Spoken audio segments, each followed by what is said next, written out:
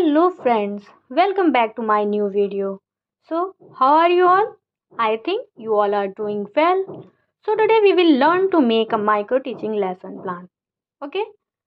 आज हम लोग माइक्रो टीचिंग लेसन प्लान बनाना सीखेंगे.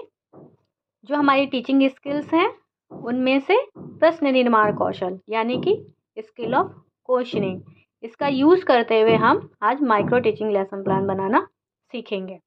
ओके, तो सबसे पहले हमें कौशल का नाम लिखना होगा. तो हमने यहाँ पर लिखा प्रश्न निर्माण कौशल.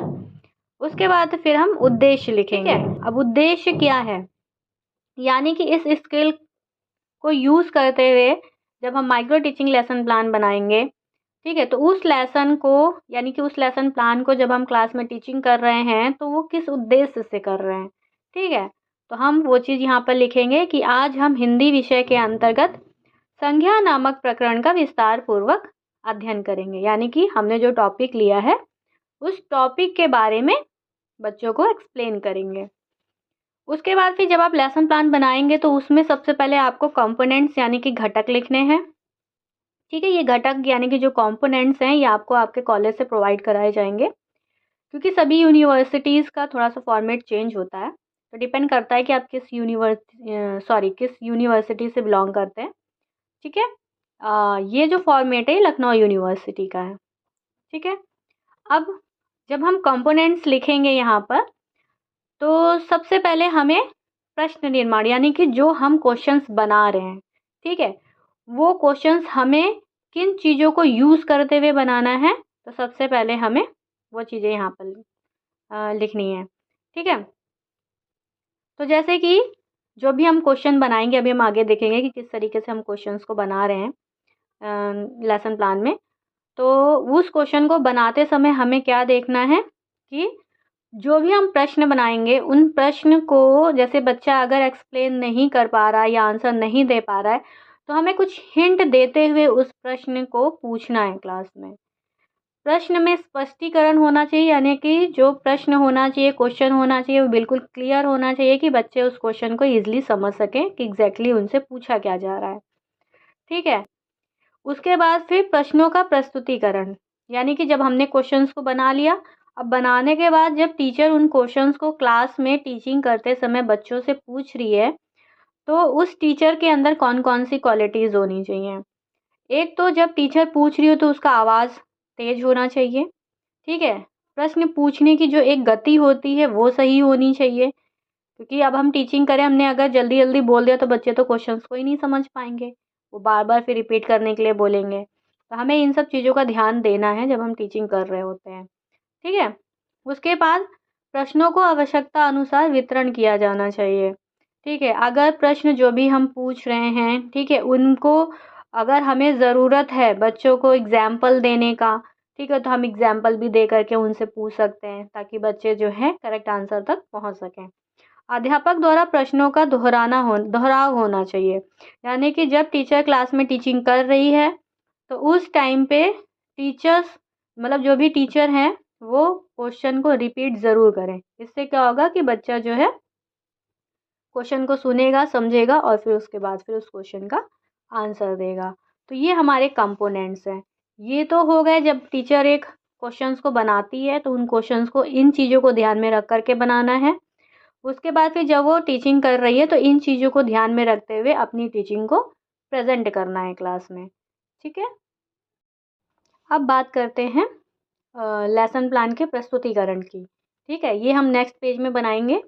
इसको बनाने से पहले हमें यहाँ पर दिनांक, विषय, प्रकरण, कक्षा, अवधि, चक्र, ये सारी चीज़ें मेंशन करनी है. अवधि, शिक्षण और पुनः शिक्षण, ये सारी चीज़ें हमें मेंशन करनी है. फिर विषय लिखना है और प्रकरण जो भी टॉपिक आप पढ़ाने जा रहे हैं, कक्षा यानी कि जो भी आप क्लास में जा रहे हैं टीचिंग करने के लिए. ठीक है, और अवधि यानी कि 5 से 10 के बीच की ही होती है. ठीक है, इससे ज़्यादा की नहीं होती है. तो हमें 6 मिनट बताया गया था तो हमने 6 मिनट लिखा है. इसके बाद फिर आपको 3 कॉलम बनाने हैं, छात्र अध्यापिका क्रिया, छात्र क्रिया और घटक. ठीक है, अब जब हम क्वेश्चन बच्चे से पूछें तो हमने सबसे पहले एक क्वेश्चन पूछा कि विद्यार्थी पढ़ने के लिए कहाँ जाते हैं. तो बच्चे बताएंगे विद्यार्थी पढ़ने के लिए विद्यालय जाते हैं. ठीक है, अब नेक्स्ट क्वेश्चन हमने पूछा विद्यालय शब्द क्या है. तो बच्चा बताएगा कि विद्यालय शब्द संज्ञा है, ठीक है, संज्ञा है। तो संज्ञा के कितने भेद होते हैं, हमने ये नेक्स्ट क्वेश्चन पूछा। तो बच्चे बताएंगे संज्ञा के 3 भेद होते हैं, ठीक। उसके बाद फिर हमने नेक्स्ट क्वेश्चन पूछा कि संज्ञा के 3 भेदों के नाम बताइए। तो बच्चे बताएंगे व्यक्तिवाचक, जातिवाचक और भाववाचक। तो इस तरीके से हमें क्वेश्चंस को बनाना है, ठीक है। और एक कनेक्टिविटी भी है इन क्वेश्चंस में। उसके बाद फिर एक घटक, जो घटक हैं यानी कि हमने किस घटक का यूज़ किस क्वेश्चन को बनाने के लिए किया है, यानी कि जिस कंपोनेंट को हमने यूज़ किया है क्वेश्चन को बनाने के लिए, उस क्वेश्चन के सामने हमें नंबरिंग दे देनी है, ठीक है। और ये नंबरिंग किस चीज़ की होती है, ये नंबरिंग यही होती है कि हमने जो, यानी कि अगर हमने 3rd नंबर का कंपोनेंट यूज़ किया है तो हम यहाँ पर 3rd लिखेंगे, ठीक है। और अगर हमने 4th नंबर का यूज़ किया तो हम 4 लिखेंगे। तो इस तरीके से हमें यहाँ पर नंबरिंग करनी है। अब मूल्यांकन वाला जो फॉर्मेट है ये हमें 3rd पेज पे बनाना है, ठीक है। तो सबसे पहले व्यवहारात्मक घटक और मूल्यांकन 2 कॉलम बनेंगे। हमने फ्रंट पेज में जो कंपोनेंट्स लिखे थे सेम उसी लैंग्वेज में यहाँ पे कंपोनेंट्स को नहीं लिखना है, यहाँ पे लैंग्वेज चेंज हो जाएगी, क्योंकि ये वाला पोर्शन जो होता है वो टीचर्स के लिए बनाया जाता है। टीचर्स ही यहाँ पर नंबरिंग करते हैं, ठीक है। जब वो नंबरिंग कर देंगे तो उसके बाद ही क्या होगा, आपको पता चल जाएगा कि आपकी टीचिंग किस लेवल की थी, ठीक है। तो सबसे पहले यहाँ पर जैसे प्रश्न सार्थकता एवं प्रासंगिकता को दर्शाता हुआ था, यानी कि जब आपने क्वेश्चन को पूछा तो वो इन चीज़ों को दर्शाता हुआ क्वेश्चन था। फिर प्रश्नों में स्पष्टता थी, प्रश्नों में संक्षिप्तता थी, प्रश्न विशिष्टता को दर्शाता हुआ पूछा गया। तो ये हमें टीचर की लैंग्वेज में लिखना है कि यानी कि टीचर जब हमें टीचिंग करते हुए देख रहा है तो वो सारे जो कंपोनेंट्स थे हमने उन कंपोनेंट्स को यूज़ किया है कि नहीं किया है अपनी टीचिंग में। तो उसी तरीके से हमें ये कंपोनेंट्स लिखने हैं और यहाँ पर हमें 0 से 6 तक के नंबर देने हैं।